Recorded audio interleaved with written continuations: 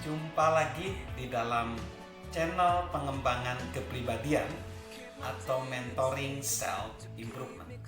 Saat ini kita akan membahas tentang kriteria orang-orang yang bisa kita kembangkan. Kriteria orang-orang yang bisa kita kembangkan. Setelah kita siap membantu orang lain mengembangkan kepribadian kita, kita mulai memikirkan siapa-siapa saja yang layak masuk kriteria kategori orang-orang yang bisa kita kembangkan. Kita harus berusaha memang menjadi teladan secara integritas kepada semua orang, baik orang-orang terdekat di keluarga kita, di keluarga besar, di tempat pekerjaan, di bisnis kita, terhadap karyawan-karyawan kita, kolega-kolega kita, dan teman-teman kita. Namun, untuk menghabiskan waktu mengembangkan kepada orang-orang lain, itu membutuhkan keterlibatan yang dalam. Maka kita harus bekerja sama dengan orang-orang yang paling menjanjikan dan paling mungkin bertumbuh di sekitar kita. Lillian Smith dalam bukunya Killer of Dreams, dia menuliskan bahwa ketika kita berbicara tentang konsep kesetaraan, di dalam konsep pengembangan kepribadian, itu mungkin perlu dikoreksi. Karena ada orang yang melontarkan mimpi-mimpinya ke langit, dan itu tidak cocok dengan orang atau manusia yang ada di tingkat bawah.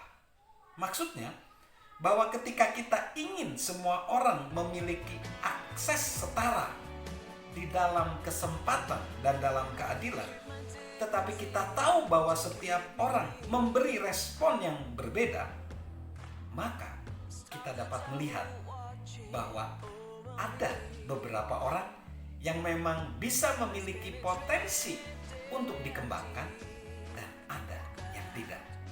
Nah, berikut ini tips untuk memilih atau kriteria orang-orang yang dapat dikembangkan. Yang pertama adalah pilihlah orang yang falsafah hidupnya sama dengan falsafah hidup kita. Nilai-nilai dan prioritas dasar dari orang yang ingin kita kembangkan harus sama dengan kita. Jika kita tidak berdiri di landasan yang sama, kita akan saling berseberangan. Seperti yang dikatakan oleh Roy Disney, saudara dari Walt Disney dan mitra dari Walt Disney. Dia mengatakan, mengambil keputusan itu tidak sulit jika kita tahu apa nilai-nilai kita.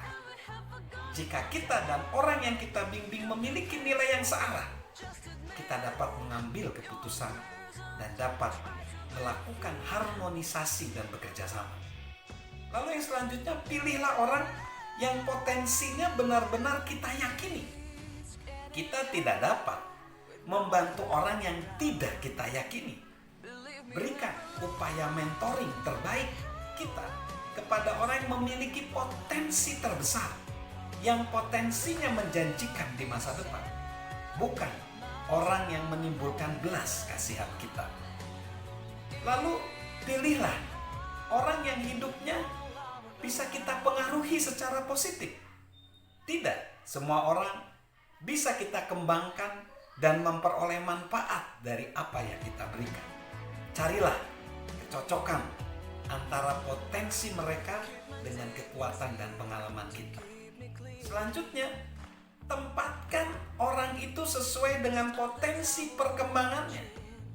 Kita tentu ingin semua orang yang kita bimbing meraih potensi tertinggi dan melejit mencapai bintang.